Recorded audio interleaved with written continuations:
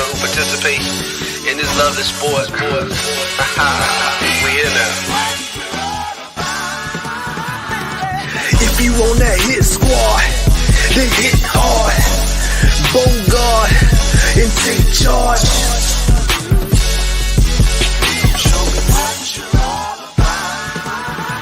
If you got accuracy to beat the QB, then let me see you throw it deep.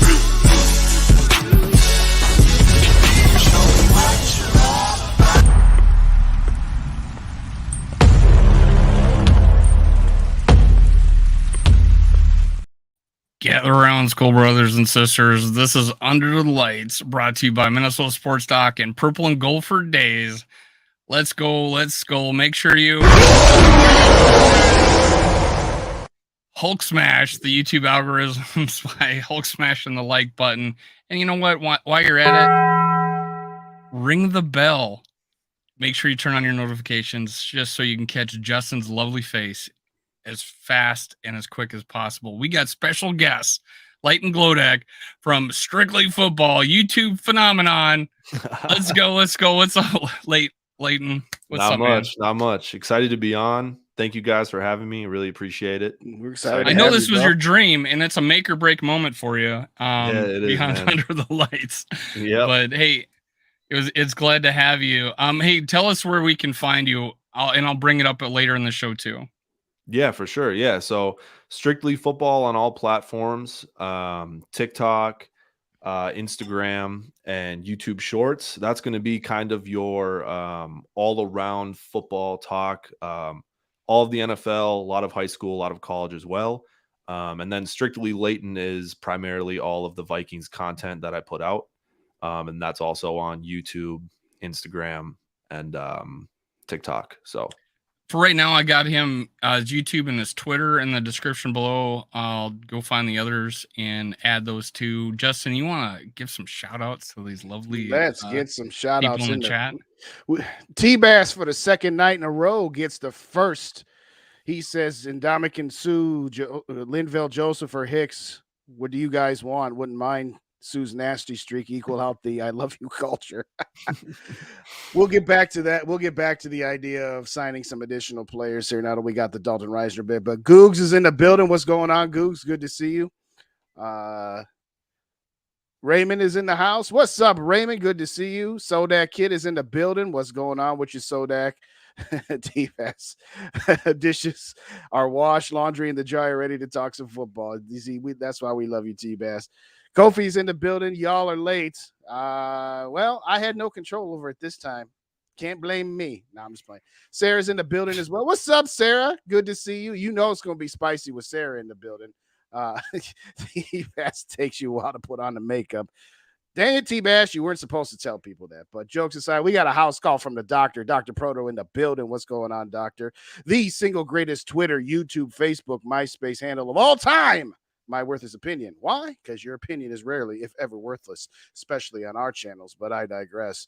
I think we got everybody in here. I'll throw this one back to T-Bass. I appreciate you. Love how you always start your show talking about the military, first responders. Everyone have asked you to make sure they know the story of Pat Tillman. Absolutely. You know what? Whether we get to that one tonight or not, if we don't get to it tonight, I'll throw that in at the start of my show next week. But absolutely, shout out to Pat Tillman and shout out to all of the active and veteran members of our military that keep us safe. Police, fire, first responders, EMS, doctors, nurses, surgeons, the whole bit. Shout out to all of you for giving us the freedoms that we so richly enjoy and for taking care of us when at times we cannot take care of ourselves.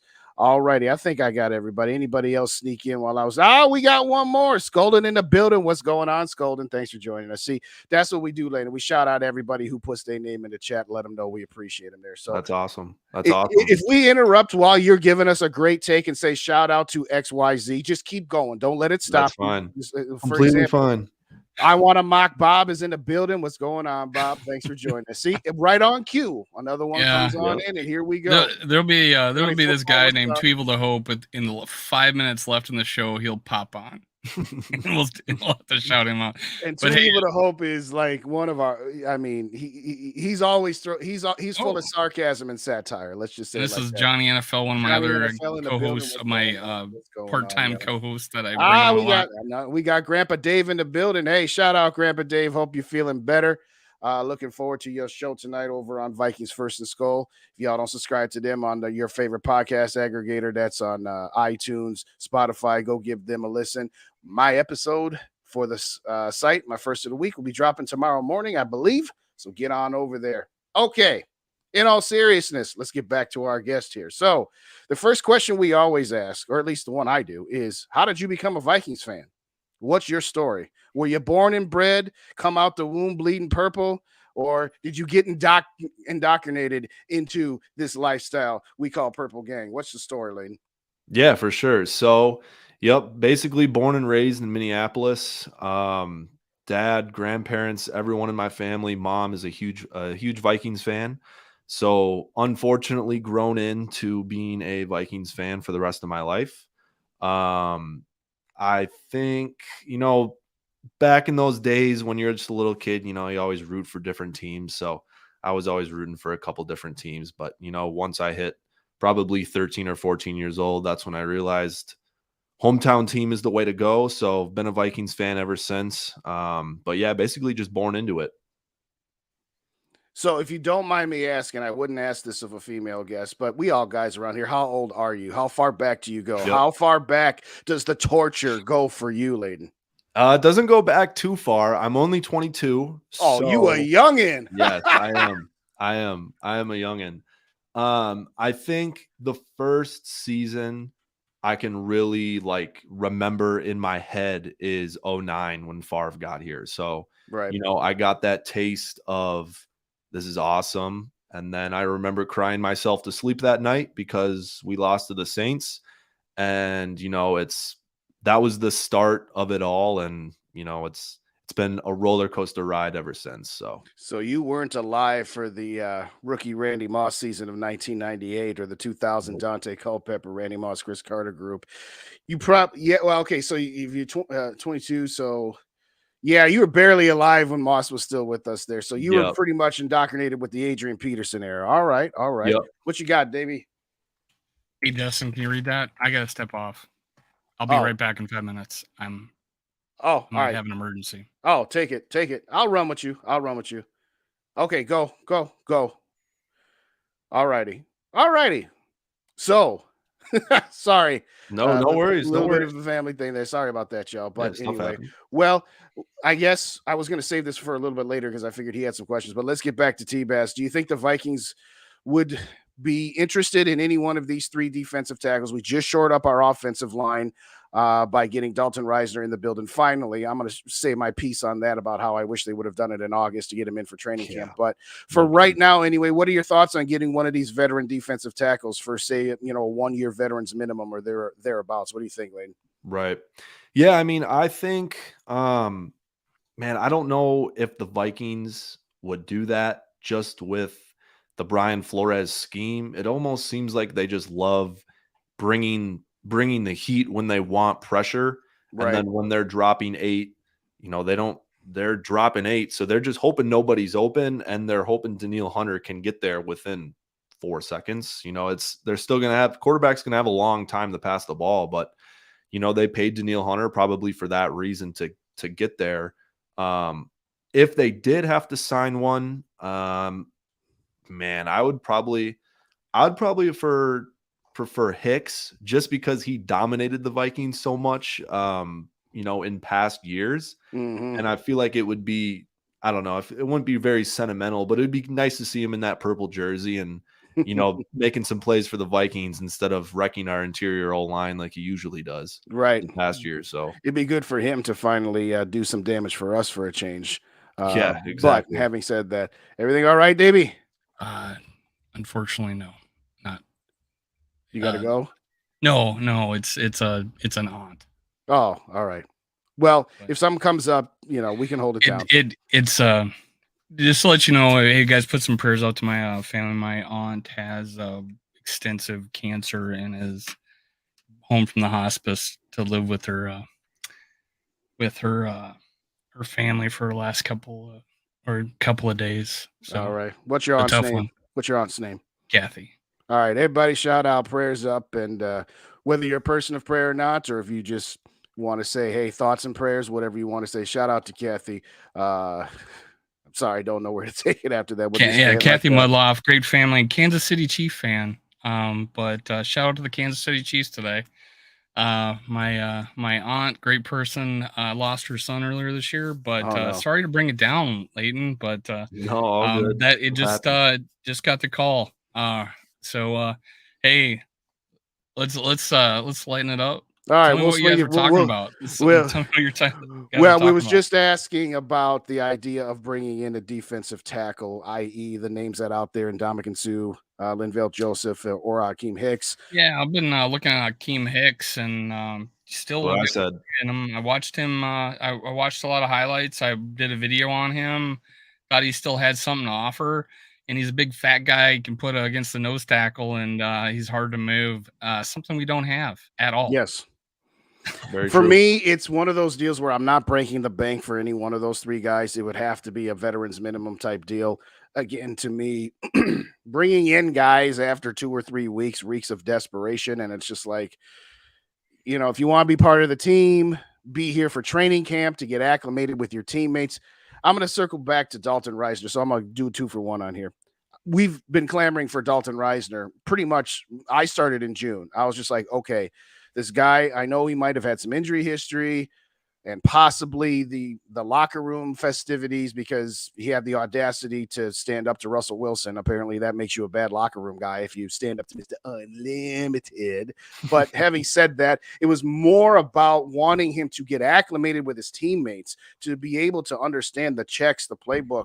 And it's very important nowadays is to know your quarterback and what he sounds like and his cadence, his rhythm. When's he getting, hey, triple set, or are we going on 2? Or, if you ever, what I'd love to see from this Vikings team and Kirk Cousins in particular, this offense, I'd love to see Kirk Cousins try to draw a guy offside. Do you ever remember, like forever? Have we ever tried that with him? Because, we used to do that with Dante every once in a while. We did. And obviously Favre and Aaron Rodgers were the masters of it. So we only had that for about a year and a half. But the point I'm making here is I would have preferred to have Reisner here. I wouldn't have cared if it would have cost him a few extra million in guaranteed dollars.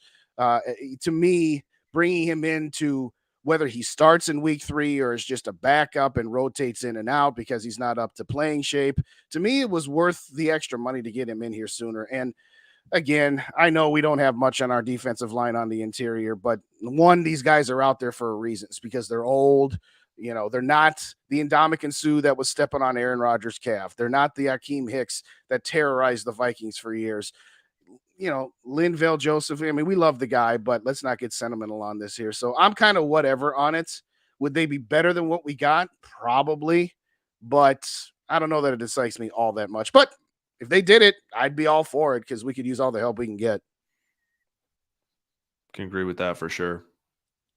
Yeah, I think at this point, if it's a low cost move, it just honestly, I think here's the thing about that defense last week with I do believe it was a short week, a game plan decision to try to take Jalen Hurts out of the game, and they pretty much contained him, right? Yeah, but they just forgot they forgot Swift can play. That he can run the ball, and if he's not, what do you have, like 113 yards or 130 yards, something like that, before contact in that game? So, and you saw a lot of 3-man fronts. I think I was live, and I was like, God, we got a lot of 3-man fronts here. These guys are just killing us. So, do you think we can, even with that, let's say we don't make any changes, do you feel like we can get back more to the mean and not let something like that happen? That 13 runs in a row on one drive kind of thing. Do you think Brian Flores will scheme it a little different if he was playing a different, think twice about it? What do you think about that, Leighton? Yeah, I think so. I think so for sure. I think they did. I honestly think the game plan, for the Eagles game was perfect. I think they went out and they said, if DeAndre Swift is going to beat us, DeAndre Swift is going to beat us. we're not going to have Jalen Hurts, AJ Brown, and Devontae Smith beat us because that's the obvious. They're going to beat all the teams they play with those primarily 3 guys. And the Vikings went out there and said, if we're going to lose this game because DeAndre Swift has a $160, then DeAndre Swift has a $160. I think that scheme can definitely change based on who they're playing. Obviously, when you don't have Jalen Hurts, AJ Brown, and Devontae Smith, you can play the run a little more. But just because you are facing those guys and Jalen Hurts is such a threat, that changes the whole dynamic of what defense you're playing. I made a video before the game on the keys that the Vikings need to do, and one of them was contain Jalen Hurts because they did not do that last year at all. Mm-hmm. And they did a very good job at that, and I was very impressed with how they did it. I think they were very smart with Ivan Pace just kind of being a rover and spying Jalen Hurts a lot of the time. I think he matches up well doing that scheme just because he's quick. Can still play coverage a little bit, maybe if there's a running back leaking out as well. I think they did a good job, and I think it all depends on the team, and I think they'll definitely pack the box more if they don't have to face those extreme weapons on the outside, which you usually don't because the Eagles have, one of the top skill position groups in the entire league. So, and their number 1 receiver was yelling at their exactly. Right, we were frustrating them. If we come out of this with like 2 less or 1 less turnover, we might be talking about how Brian Flores was a genius game plan, right? Exactly, and it's that fine line, I think, in that game. Well, I think 10 points was even given to him if you think about it. I mean, with a fumble, and then they probably don't have 30 seconds to run the ball 4 times, or they threw it once and get in field goal range. How do they get to run the ball and get 30 seconds to get into field goal range in one 5-yard pass? But that probably doesn't happen. So that's 10 points. Well, it depends. I mean, if Justin scores on that play, then they have the same amount of time that they ultimately got with the touchback. But if he goes at the 1. If he goes out at the 1 and the Vikings run even 1 or 2 extra plays, then you're right. They probably don't have time for that. But to circle back to all those points you made, I understand the Flores philosophy going into that game, and I agree with it. And it worked for the first half. Yep. It did. Yep. Because outside of that 1 touchdown that they scored, the Vikings defense did enough. I mean, it wasn't as much as the Tampa game. The Vikings defense deserved better in the Tampa game. Yes, they gave up that final, 3rd down conversion and couldn't get off the field, but the Vikings offense should have had more than 10 points up at half. The Vikings defense for the first half did what it needed to, but again, it was on the field for so daggone long that of course it's going to get run down. Now, Flores said, hey, pick your poison. Am I going to let the running game go wild, or am I going to let Jalen Hurts both airing it out and running go wild? And he did what was reasonably to be expected. But unfortunately, with how that game flow went, and, you had that turnover going into the half that took away 7 points. You had that turnover 2 plays into the second half that led to 7 points.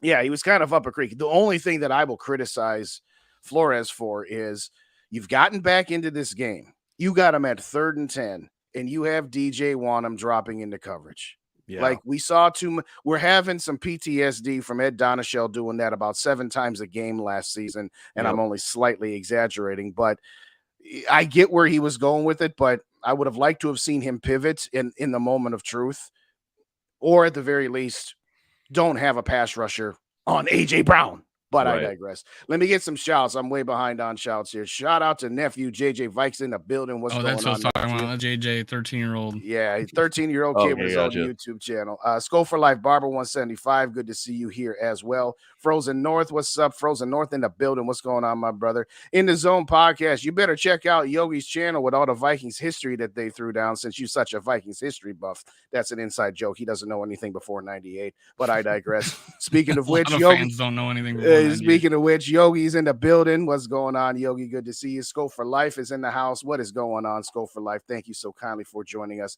as well. Was there anybody else that snuck in under the wire since I was on that? Oh, Minnesota Sports Talk. Thank you so much for joining. I'm just playing with you, boss. I'm just playing.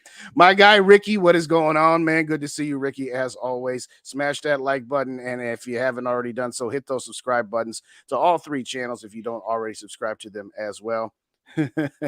Ricky's like, sad state of affairs. Well, there is that. There is that. Skull TYA is in the building as well. Great show. The initial Vikings vintage history show that you guys, you and Tony Bell just did over on Yogi's channel. Absolutely outstanding show. Look forward to seeing more of that. My guy Mateo is in the building. What's going on? Vikings offense has no excuses outside of Hunter have all the talent.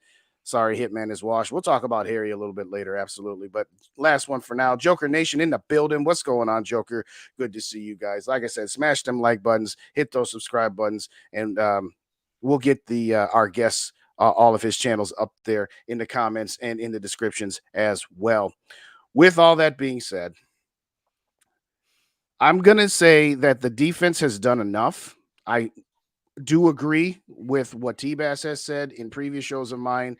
Harrison Smith, is he just a guy now?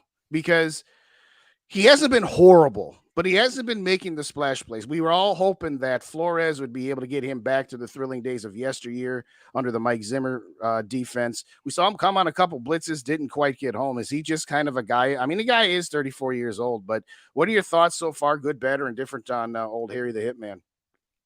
I don't kind of like you said, he's just been there. He hasn't been hurting us. He hasn't been making some of those crazy plays like he used to. He's just kind of been on the defense. And I don't think that's necessarily a bad thing.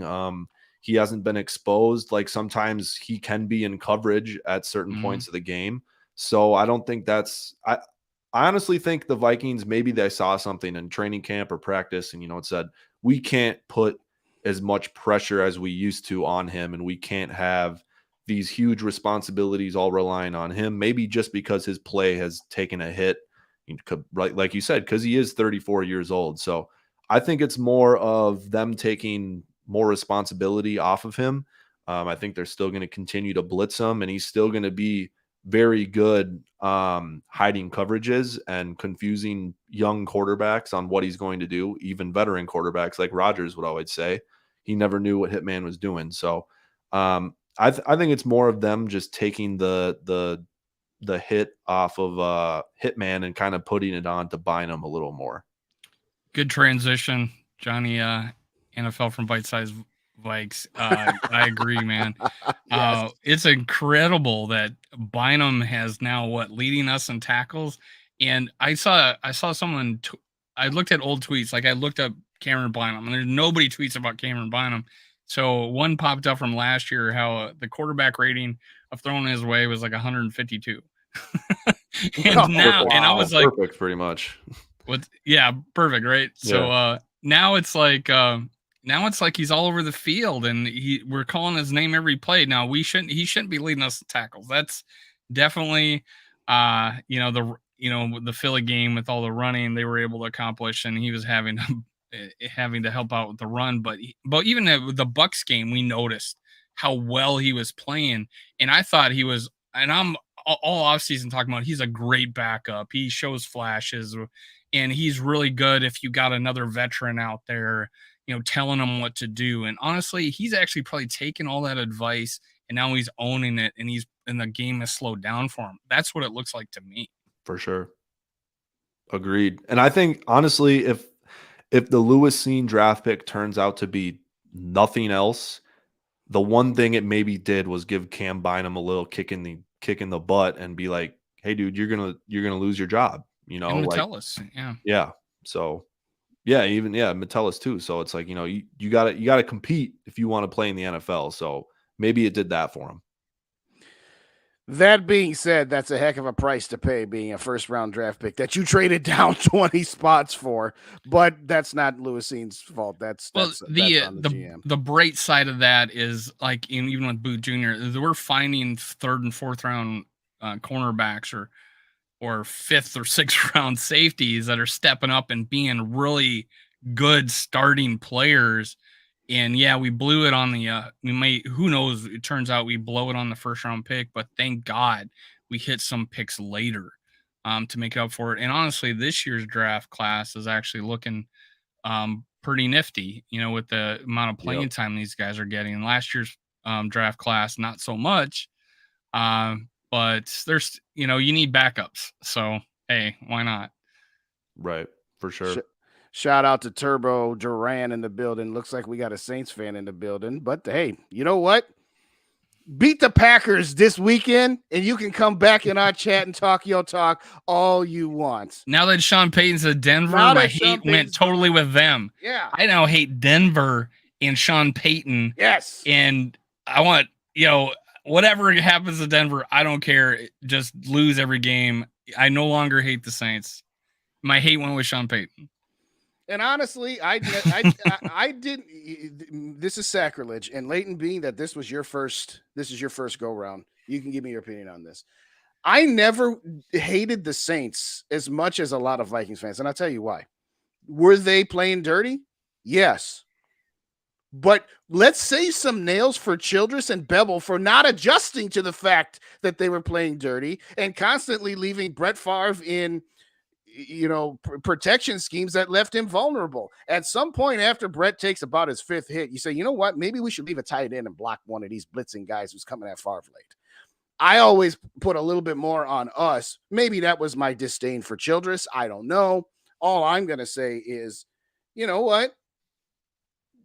The refs called the first couple of penalties on them and then stopped calling penalties. Now that's on that guy. It's like, oh, I didn't want to influence the game by constantly calling penalties. You're influencing it by not calling penalties if a team continues to make violations of the rules. But having said all that, my disdain was never my disdain. We brought you on to talk about 15 years ago. Yes, exactly. We just can't get away from it. We just can't get away. We just can't get out of our heads. No, can't get out of it. They're still living rent free. But I always blame Childress and Bevel a little bit more than most people did. But that's just me. What do you? There you have it, guys. Justin is a Saints fan, and if you didn't know, that's what I'll said. Clip it, put in a short later. Yeah. Adjust the audio a little more. Leighton, you'll notice there's a lot of satire on this. Leighton will probably give me some advice on how to do that because he's so good at it. So yeah, we're gonna have to talk after the show, and you're gonna have to show us. Now, did you say you have one channel or two channels on YouTube? Because I got the first one in the comments there. Was there a second one? One's under his name. Yeah, it's just my name. I think just Leighton Glodek. If you can't find it, it's no worries. It pops up right away with just your name. So okay, cool. I'll get it in there. But yeah, back to the Saints. I think they've honestly, the hatred for them was obviously top tier when it was 2009. But I feel like ever since then we've kind of had their number to where it's like they've taken a back seat to where we've gotten them back plenty of times. It's like the Minneapolis Miracle that was bad. I honestly think worse for them was 2019 when we beat them as 14-point underdogs in New Orleans. Was it 14 points? Yeah, it was 14-point underdogs. Like 8 or 9. Wow. Okay. Yeah. So I mean, I think that one was worse just because I could be wrong, but I believe they were Super Bowl favorites, if not they were second to odds to win on the Super Bowl. Yeah, they were their year, the Niners, Packers, and Saints were all 13-3 that year, and because of tiebreakers, they didn't get the first round bye back when there was still two of them. But yes, even though they were the 3 seed, I believe they were one of the odds-on favorites. You are right there, and that effectively ended the Drew Brees run. I mean, I think he had one more season after that, but you could see that Brees was declining. That was their real last shot. Yeah, it was even that game. I remember watching that game, and I was happier when Drew Brees was in the game rather than when Taysom Hill was in the game. Taysom Hill was tearing us apart. He was kicking our ass. Yes, and then Drew Brees came back in, and I was like, "Oh my God, thank God Drew Brees is back in." Right. But I had some fun with Cam Jordan, right? That's I had some fun in the off season when he says like slow right decisions. We call them Kirk Cousins, and then I clipped that and put it in with the play of him throwing it down. I think was it to Adam Thielen at the goal line. Yep. And I'm like, and he didn't even get close to the quarterback. Yeah. Yep. Nobody was close to him. That was fun. That was a fun one. Shout out to Mick in the building. What's going on? Please bring back the Williams wall. You know, it reminds me of the old Rick Pitino rant when he was the coach of the Celtics and they weren't doing so good. And he's just like, listen here, Larry Bird's not walking through that door. Kevin McHale is not walking through that door. And if they do, they're going to be old and gray. Yeah, the Williams wall's not walking back through that door, unfortunately. It would be great to have even just one of them. It would be great to have even just one of them. MG says sell the team. Shout out to MG. First one we ever got from him, he says sell the team. I don't know about all that. But having said all of that, okay, no more talking about the 09 time. You want to talk about 98? You want to talk about 75? I wasn't going to go there. You want to talk about 75? I wasn't around for 75, and our guest wasn't around for 98. So Nope. We'll leave that to the vintage show. We'll leave that to the newly acquired vintage show there. But in all seriousness, Leighton, what can we reasonably expect with the signing of Dalton Reisner? Again, I would have I like the signing now because you're at least doing something, whether that is he's going to just be a depth piece for now, or whether they're going to play musical chairs. They're at least addressing it. Better late than never, but might be a day later, dollar short. Do you think? I don't think he starts, but I think he definitely dresses this week, and I think he starts next week in Carolina. But what's a reasonable expectation for a guy who sat out the first 2 games and hasn't been in training camp and all that good stuff? Yeah, for sure. Definitely agree with you there to where he is not going to start this week, probably start next week. Whether he plays left guard or right guard, not sure. I honestly think people are going to be a little disappointed just because of how high their expectations are. I'm not saying he's going to play bad, but people are acting like we're bringing in an all-pro left guard, right guard to be honest, there is a reason this dude wasn't signed by anyone. You know, if someone really needed an all-pro caliber guard, or they needed this guard to really elevate their offense, they weren't signing Dalton Reisner. So I think people might be a little disappointed just because he's not going to live up to the hype and the expectations these Vikings fans have. I think he's definitely going to be an upgrade for what we have now. And I honestly think, I hope it's just a quiet, I hope his name never gets mentioned in the call, because that's probably meaning he's getting beat by D tackles.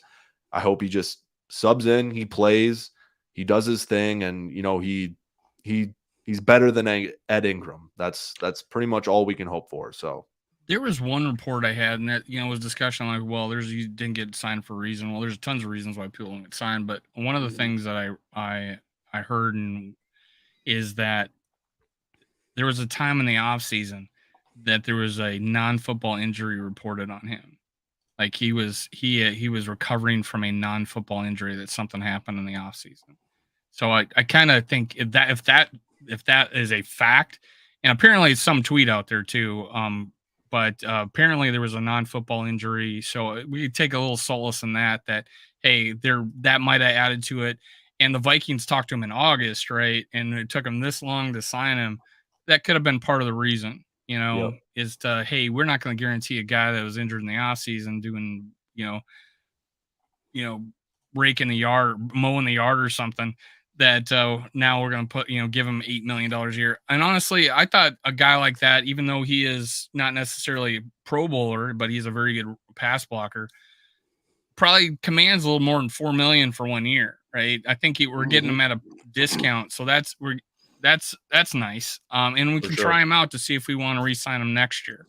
Yeah, for sure. It's definitely like a, prove yourself deal, to where it's like if you make something happen, then this you're is fine. his 5th year, and he was hey, we still will have first or second round picks all in the lineup. Yeah, and people talk about this like, and I know it brought up, and me and Justin talk about it about, hey, quarterback salaries are so high, it's tough to sign. It's tough to put a good line around a guy that's getting paid so much, and it goes true for a lot of players, as we see Mahomes get $52 million.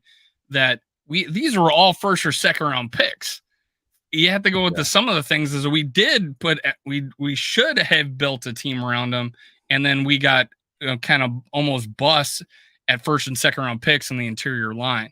So those were swings and misses that could have been hits that we wouldn't even have, that we wouldn't even be talking about we would be talking about this great line that we have. Instead, we're not, Right. because they're unfortunate miss. They were, Cleveland's a decent player. Our center's all right sometimes, but now he's got a back injury from a car accident, and now he can't play. Which brings me to this. Do we bring in I forget his first name, but Jones, 34-year-old center, to come in and play 1 year for us? I'm kind of meh on that. I get it. Would it be an upgrade? I mean, again, if you had done that in the off season and not well, now it's like, hey, our starting center's hurt, and we have Schlotman and then nobody. You know what I'm saying? Yeah, and I think it depends on the extent of how Bradbury's feeling, to where, if he's telling the team, I'll be good in a couple weeks, let's just get through these couple weeks. Right. I think they'll be all right, but who knows of the extent. I think I thought there was a guard on the team that could also play center as well, but I could be. I thought it was Reisner. We had Reed. Reed, right? Yeah. Yeah, but he's on the IR. He's on IR for who knows how long. And I think Quisenberry had played center at some point in his career as a football player. But honestly, we might need him. And honestly, I love that pickup of Quisenberry, because I think he's a legitimate starter in this league. He's got a lot of experience, and I think he's better than Oliudo. Unfortunate injury to Oliudo, but thank goodness we signed Quisenberry. And then we got Brandel, and we got Cleveland, that all have left tackle experience at some point in their career. This was an interesting thing of people trying to mix and match lines. Well, Cleveland's played right guard before, so Reisner could play left guard still, because it's the only position he's played in the NFL. And then Cleveland, and then there's or Cleveland could play left tackle, which he was drafted as. We almost didn't draft Darisaw and weren't too worried about it because we had Cleveland. Right. Yeah, so we have like the most mix and match line out there, and and that's almost a detriment, it seems. Yeah. We've played musical chairs with our offensive line for the last half decade. It's almost ridiculous. No, it's not almost ridiculous. It is ridiculous. For me, it's one of those deals where that you look at the conversation we're having about bringing in these kind of guys that are sitting out there on the scrap heap. And a couple of commenters have said the same thing. We just need average. It only will take somebody who's average to be better than Ed Ingram. I think the one thing that Dave from First and Skull has pointed out to me, and again, it doesn't solve the problem, but unless you are a tackle or a guard that is on the fast track to the Hall of Fame, when you get drafted, regardless of what round it is, you need time to sit and develop. Okay. I think that had Ed Ingram been drafted last year to be a depth player, to be a guy that, all right, he's not going to start for us for a couple of years. We're going to let him marinate. We're going to let him get coached up. I think Ed Ingram could have been. Now, some of it is just he's got a lot of clumsy to him, stepping on Kirk Cousins' feet, knocking the only offensive lineman in NFL history, I think, to strip sack his own quarterback. I mean, it's like, dude, if you want to play defense to strip sack the quarterback, we could use help on the defensive line. Just let the coaches know. But jokes aside, I actually think that Ed Ingram might have been a decent pick if he was not forced into action right away. But what did we have at that time? Dakota Dozier, Drew Samia, Oli Udo miscast as a guard. And Reed, what did we say? I thought he was going to start. So I was like, I was optimistic that our rookie won the starting job. I think we're all pretty happy about that. And then I saw some growth in him, but this year was regression. This was severe regression, it looks like. Now, do I still see fantastic blocking, like he held off their number one pick, and as we threw it down the field for a touchdown to Addison? Yeah, I see those flashes, but oh my God, it's the consistency. Yeah, it's far too inconsistent. It's the consistency. And a little thing on Jones. I mean, last year, overall grade 71.9, 68.4 blocking, 73.7 run blocking on, which would probably be number one on our team right now. If he was to be our run blocking on this team. But I mean, he's not he's 34, but I wouldn't call him a scrap heap player. Well, I was saying it in general, but speaking of that, it's a good question for Raymond. Do we have any updates on if Darrisaw is going to be Darrishaw, as he was called a few thousand times on Thursday? Is I didn't hear Cristiano? that. No, yeah. What's the guy who does? I was college? too busy. Kirk, was it Kirk chat. Herbstreit? Kirk Herbstreit, yeah. He called him Darrishaw every time he. Oh, wait, God. he's not even in the game. It was funny. The play that Ole Udo got beat for the strip shack. He goes, Christian Darrishaw's had a rough time. He's working through it. Dude hadn't even played a snap. Way to show how prepared you were. But jokes aside, have we heard any update? Have you guys? I haven't had any time to be checking out Twitter. Do we have any updates on Christian Darrisaw and whether he's going to play or not this week? When is that necessary? Is it Wednesday? Wednesday they have to put out some sort of report. Yeah, you're right. So that's right. It is only two. I've lost track of my I know days there's a specific day, and I think it's Wednesday when Yes, they finally Wednesday put is out the the first one. initial injury report. Because shout out Tuesday's D the Will first in practice. the building. What's up, D Will? Good to see you, my brother. Good to see you. Yeah, I haven't heard anything. I thought we were going to hear more after practice today, but I don't think anything was really said. So yeah, they're in mid-season form. They don't report until they absolutely have to. But right. yeah, Now, we're all tired of them. Zone. What do you think right. of we have a history of holding back receivers. Like let's hold back number 19 Adam Thielen for 4 years. Let's don't play him for 4 years. Let's don't dress Stephon Diggs. Let's don't start Justin Jefferson. And then I'm like, okay, let's not start Jordan Addison when he's clearly, in my opinion, a one. To me, he's a 1B. He looks that special to me, and I'm coming from a place where, oh yeah, he looks pretty good. He's undersized, blah blah blah. No, man, he's looking special out there. Do you think we just gotta? And then KJ Osborne drops 2 balls, and I know people are giving 50% to Kirk on that one-handed strip at the goal line against the Bucks, but yeah, when you see something, you got to do something. And Jordan Addison is doing it, man. We just need to make the move now, in my opinion, to just put him out there more, on the 2 receiver sets. What do you think about that, Leighton? Yeah, I think he's definitely he's a dynamic playmaker, and he makes this offense way more explosive than they were before. I honestly don't know if it's a big deal if he starts or not. I always thought you want to finish the game. It doesn't matter if you start. You always want to finish. You always want to be in when it's most important, and you always want to make those important plays. So I think as long as it's not a hit to his mental side or his ego, I don't think starting him, is that important.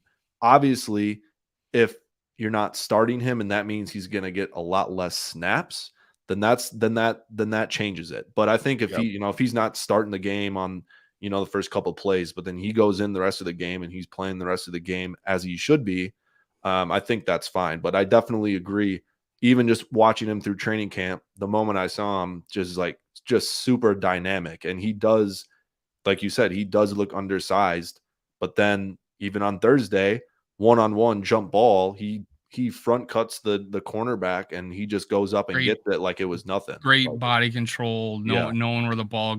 That's good ball skills. That's just good ball skills. Exactly. So I think I guess my point was like on the Bucks game, it was noted that he 22. There was 2 receiver sets 22 times. He was not on the field. Yeah, that's 22 plays that he's not going to be on the field, and that's a lot. 2 receiver sets is that's what 1/3 of the snaps that he's not going to be on the field. That's right. Yeah, he definitely needs to be checking in more when they're in that personnel for sure. And I think it is obviously against the Bucks. That was his first game. Yeah, true. So I can't tell you what the last game was right now. Right. So the last game was cute because they didn't have as many 2 wide receiver plays out there by the time they got down for as many points. Yeah, that's true. We were down pretty heavily in the second half. So shout out to Norsevius in the building. What's going on, Norsevius? Thanks for joining us. We got Swede in the building. What's going on, Swede? Good to see you as well. We'll just do a quick reset. If you didn't already do so, hit those like buttons on your way in. Wipe your feet at the door. Also, subscribe to all the channels, Purple and Gold for Days, Minnesota Sports Talk, and especially to our guest, Leighton. And that is both in the comments as well as in the description of the episode this evening. Go give our boy a sub, help our boy out, grow his channel. Appreciate it. And at the end of the show tonight, we're going to pick his brain. You say what?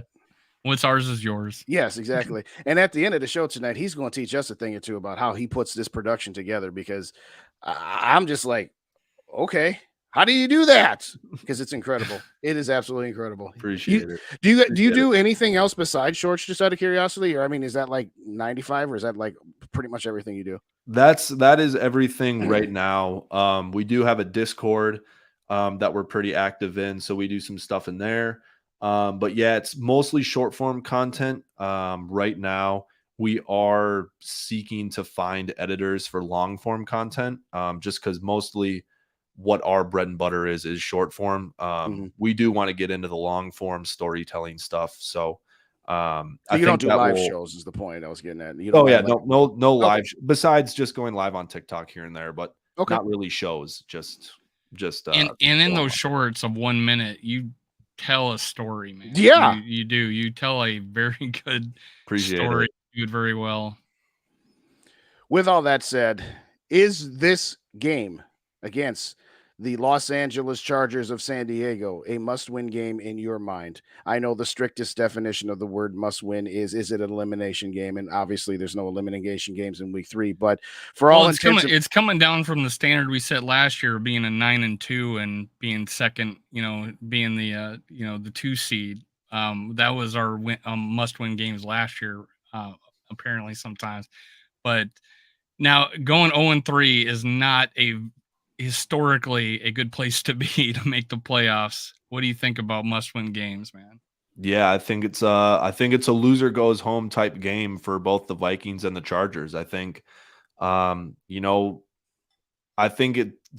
the Chargers, if they go 0-3 in that division, man, they might be toast. Vikings, it might, obviously going to be a huge deal if they fall to 0-3, but in their division, it seems like it's a lot more wide open than the AFC West is. So I definitely think it is a must-win game for the Vikings at home. I haven't checked the line, but you're probably going to be slight favorite at home. They are underdogs. Well, it's -1 to +1.5, or no, it's +1 to -1.5. So it's anywhere between. But yeah, it leans towards us being underdogs. Okay, that's pretty much a pick 'em. It's basically a pick 'em game at home. You need to come out of here with a W, because I don't think you're going to start losing the team if you're 0-3, but you're definitely going to start getting a lot more questions on what do we need to do different in order to win games.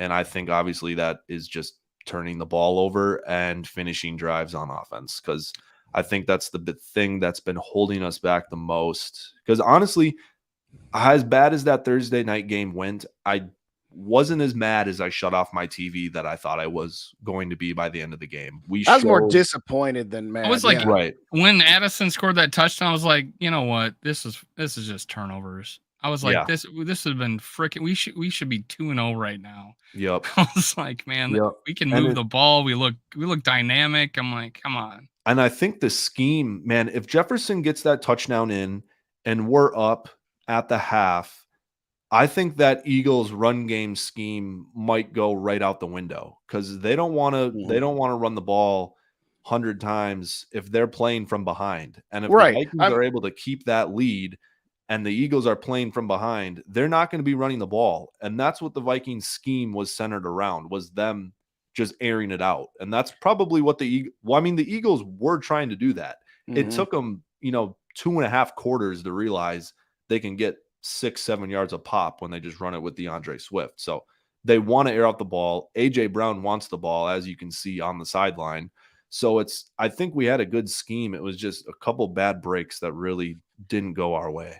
Well, again, I had just joined Dave's live stream, and it was just like, okay, you're down 10-7. Your defense is doing a decent job. You've turned the ball over at least at that point 2 times.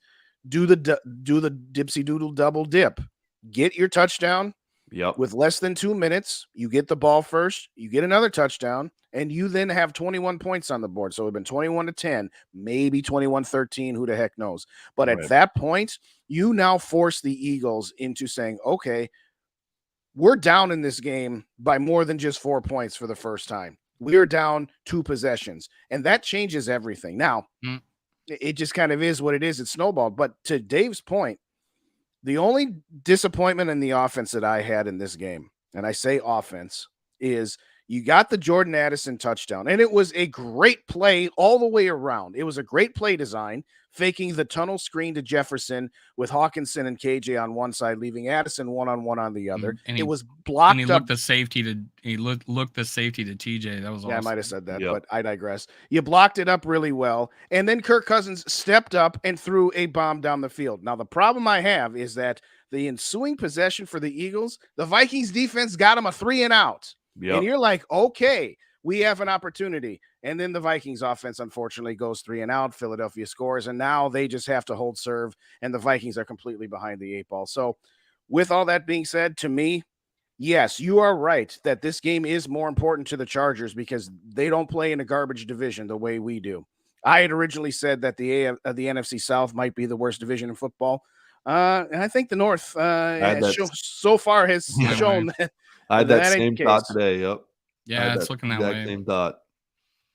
Well, if you Lions are up to, and you look at it, there might be a situation where the Lions, Packers, and Vikings are all sitting here, fighting it out for that first, more so the Lions than us, I think. But, Jordan Love is, he's got 6 touchdowns, but how many yards? Like, what is he the offense, or I don't know. I haven't looked at the games yet. So what do you feel about the rest of this division? How dangerous are the Packers? Are the Lions the real deal? That kind of thing.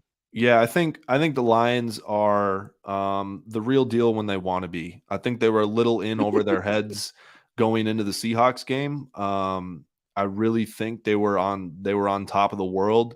They had a long week to really digest that win and think they're that. Right. And pulling out blue ski masks. Winning one game doesn't make you good in the NFL. You gotta string it together.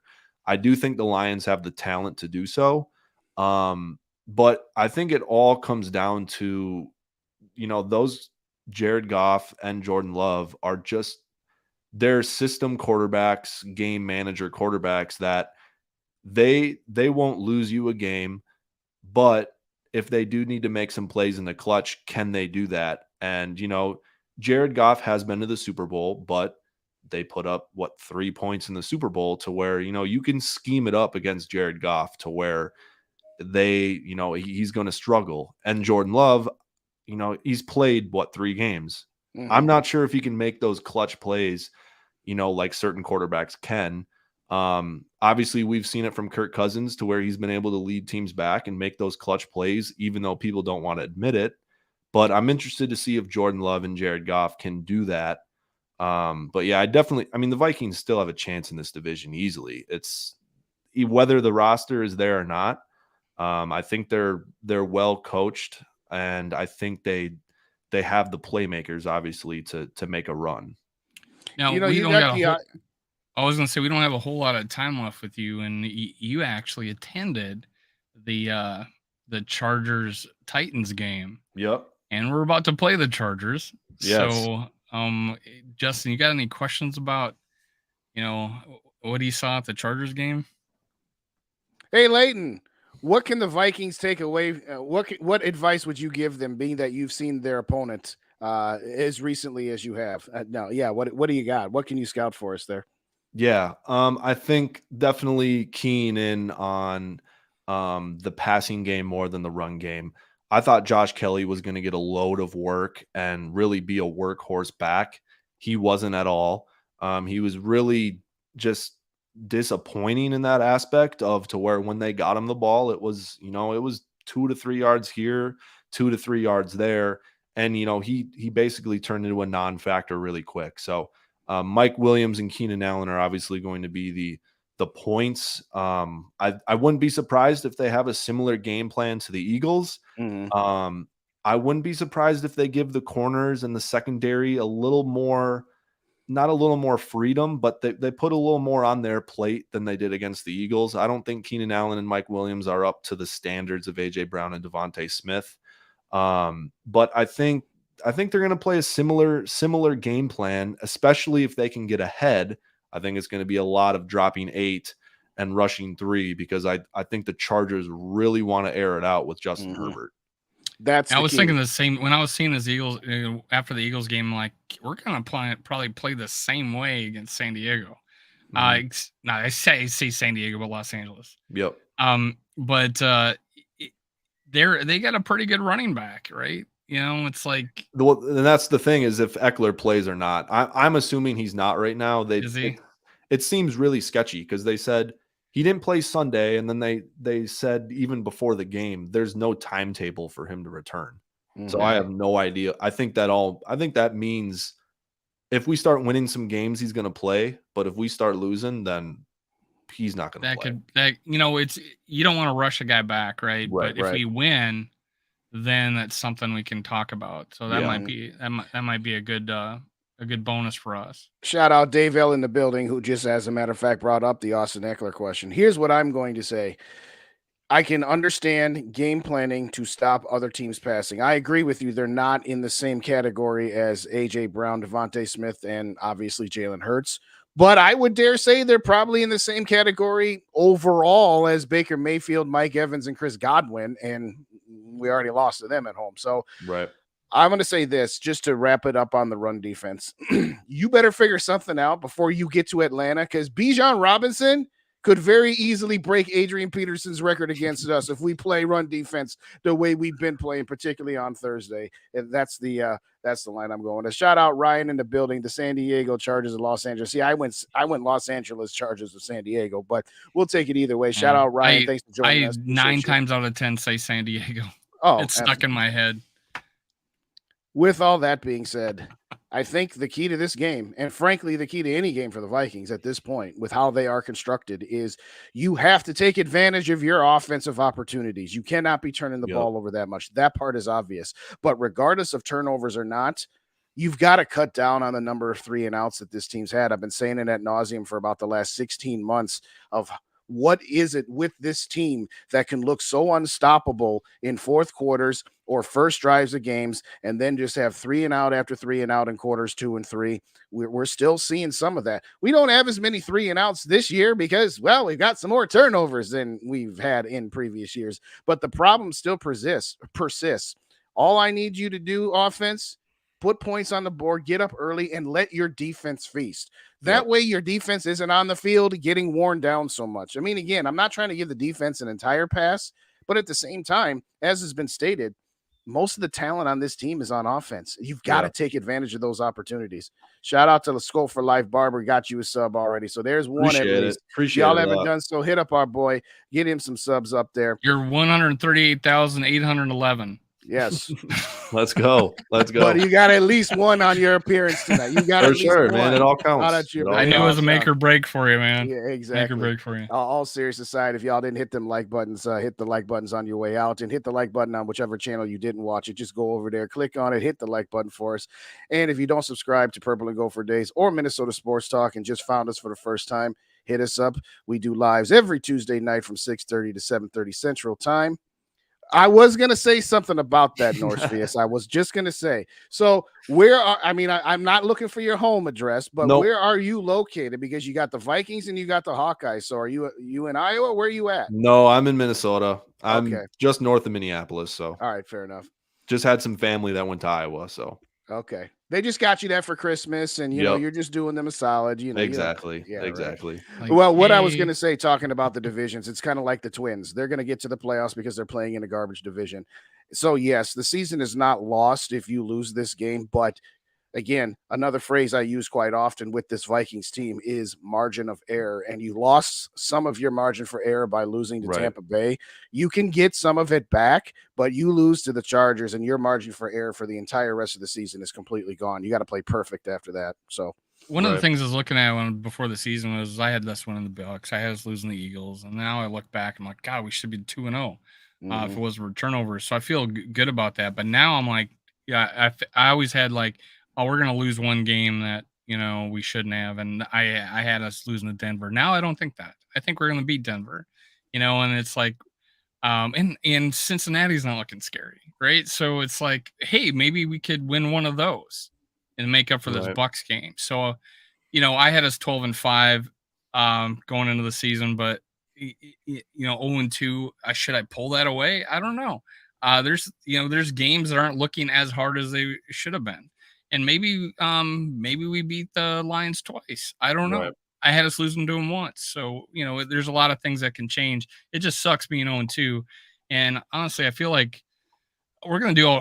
I think we can come back. We can go out and win this game against the Chargers. You just gotta freaking stop fumbling the ball. Mhm. And it's a will to, it's a want to change that. So I hopefully we made the adjustments internally, and that's where it starts internally, that I'm not giving up this ball. I'm not going to fumble this ball.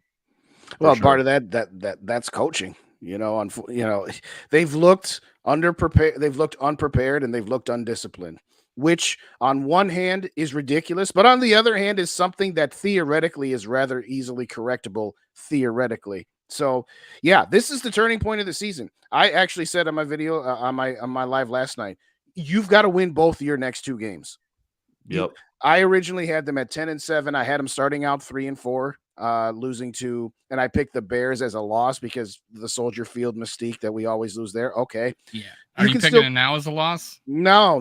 Well, again, I changed it, but the point is that if you got to 3-4 after 7 games with, again, Philly, Kansas City, San Francisco as 3 of those losses, there's no shame in that. But you've got a 5-game stretch against the Packers, the Falcons, the Saints, the Broncos, and the Bears, where at minimum you should go 4-1 and maybe even 5-0. So if you get to 8-4 or 7-5 at the bye week, you're in good shape to win this division. But it starts with the next 2 weeks. I know the players are not going to talk about 2 weeks at a time, but we're on YouTube. We're content creators. We can look ahead. You've got to win both your next 2 games. Otherwise, and if, starting out 2-5, forget about it. If we do what Justin just says, I'm like, KC doesn't look like world beaters. Oh, stop. Playing them at home. I don't care. Yeah, we're gonna catch San Francisco for the 2 seed, right? That we still going with that one too? No, it's can't. Patrick Mahomes. I'm sorry. Did you not see the Lions beat KC? Yes, I saw the Lions without Travis Kelce and without. And he's going to be completely healthy for that game. You know what a bone bruise feels like? Yes, I'm quite aware of sucks. Yes, it does. It does. And how does receivers look? So I'm just saying, hey. I'm not saying beat them, but you might feel a little bit better about playing them. I think better, sure. Yeah, I feel better about playing them, but I still ain't gonna pick them. We beat Buffalo last year. Did you pick us to beat Buffalo? No, nobody did. We beat them. Yeah, let's go. KC at home. Let's go. And they're not looking as tough as they were last year. I'll still take Patrick Mahomes. I'm not ruling anything out. I'm not ruling it out. I am a huge Mahomes guy, and you got to take Mahomes over anyone in the league. So it's hard to pick against them, but they haven't been 17-0. So that is true. That is true. They haven't been 17-0. They lose to some people, so they've had bad games. True. With all that being said, my point is that you can still get back into this if you win your next 2 games. And at that point, maybe you have figured some things out, and maybe Travis Kelce re-injures himself. Who the heck knows? You're right. It's not impossible. I'm not saying that. I'm just saying, for me, get to week 7 with no fewer than 3 wins. If you got 4 because you stole a game somewhere, you stole a game against Kansas City or, dare I say, San Francisco, okay, that's great. But even at 3-4, which is what I originally had them at, you can still get to 10 or 11 wins. So at the end of it, who the heck? What are you talking about, Ryan? Who's this? Henry Bucha? Oh, it's a Rams receiver, right? What? No, I hadn't heard about that. No, I did hear. I put the comment. I put the comment from Sarah about Gardner from the Lions has now been declared out for the season, but no, I hadn't heard about that one. We haven't even had a division game. Oh, yet. Twin Cities treated with heart issues. I don't know who this is. It's a Star Tribune article. Minnesota person, I think. Oh, The high hockey school player. hockey legend. The World Okay, hockey player. I'm not from Yes. there, Okay. so I'm not I'm sure. like, who the Sorry heck about is that. this? Threw But, me all off, right. Ryan. I was Yeah, like, sorry, Ryan. You know, I was looking for NFL and it- players, but yeah, yeah, it's yes, sad. That's Died terrible. at 72 years old. That Yeah, it sucks. But I agree with Raymond. Every game is pert near a playoff game. Like I said, your margin for error is gone. I think Well, and then one of the games I had us thinking because of quarterback issues with San Fran, but now I don't. Yeah. Right, so that's the game. League's that I'm got flipping to Brock Purdy figured out. Yeah, I'd be we haven't even had a division game yet. And I mean, this is true. If we can win those, that's what's going to be most important. Because I think, the rest of the NFC North is going to have tough matchups. Obviously the Lions beating the Chiefs isn't ideal, because we'd probably chalk that up as a loss before the season started. But we probably would chalk up them beating Seattle at home. So it might have evened out. But I think the Vikings, at least 4-2, if not 5-1 in the division, would be very, very ideal for winning this division. Oh, absolutely. I mean, we started talking about it, then we got into other subjects. But Jordan Love had 3 drives at the end of that game. He went 3 and out, and then 4 and out turnover on down. So he had an opportunity, just needing to get into field goal range, or just needing to get a couple of first downs on the previous drives to not allow Atlanta to score in the first place. Up 12, yeah, up 12. But it's one game, and he didn't have Aaron Jones, he didn't have Christian Watson, so we gotta throw that into the mix as well. But for right now, like you said, we don't have any division games until Chicago, and then Halloween against Green Bay on the road. We got to take care of our own business, and taking care of our own business is cutting down on the turnovers, cutting down on the 3 and outs, and allowing the defense to, not be on the field for 66% or more of the time of possession there. But yeah, I did see that. Skull TY had his vintage Spin Doctor jersey on tonight. If y'all didn't check out their show over on Yogi's channel, Purple and Rain 247, and you want a little Vikings history all the way back to the inception of the franchise, it was a great show there. Also, check out on Purple and Skull Media at the top of the hour. We got Dave and Rap with Skull Live. And also check out later on, or flip back and forth, whichever way you want to do it. Go check out the Real Forno Show on Vikings First and Skull. That is at 8 o'clock, due to the fact that due to some issues, they were not able to do their show last night as well. Final thoughts here. Now that you have this life-changing platform, Leighton, anything else you want to lay out there for the audience here before we get up out of here, since we're already 8 minutes over? Yeah, no, just appreciate you guys for having me on. It's, Vikings have been my biggest fandom for my entire life. So I'm super excited that I'm in this kind of community that that the Vikings Twitter, Vikings live shows, that it is. It's a pretty tight-knit community, and I'm super pumped to be inside of it finally, and have a voice in it. So it feels awesome to do these shows with you guys and with other people. So I just super blessed for the opportunity, and I appreciate you guys for having me on again. No, absolutely. We'll definitely have you on again. Dave, do we know yet who we have next week on Under the Lights, or are we still in progress on that? I don't know. We call that a tease in the business, ladies and gentlemen. You'll just have to come back next week to find out. I don't have anybody. Who our special guest But you're more than is. welcome to ask somebody to come on. Maybe All right. bring Dave back. We'll work on that. We'll see how Dave is feeling. And you know what? It kind of will all depend on how the game goes. If the Vikings get a victory, hey, we're back, baby. We're back. See, it was just a couple of bad games. If they lose, it's Katie Bardador batting down the hatchets. Everybody sucks. Trade everybody. We're 0-3. So who? Yeah, but Sarah says she'll come on. We'll get Sarah on. There you go. Yeah, let's do it. Oh, but tomorrow, the Skull Experience, we got Rhino coming on. You got Rhino coming on tomorrow on the Skull Experience. Now, what time are you guys going? Because I know that the schedule's moved around. Same a as bit. this one. 6:30 Central, 7:30 Eastern. Well, tonight, Skull Live is actually going this time.